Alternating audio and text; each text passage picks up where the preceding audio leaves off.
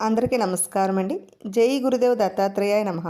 ఇప్పుడు విష్ణు సహస్రనామాలలో ఓం అవ్యయాయ నమః అనే మంత్రానికి అర్థమును విందాం. వినే ముందర మా ఛానల్ని సబ్స్క్రైబ్ చేసుకోండి.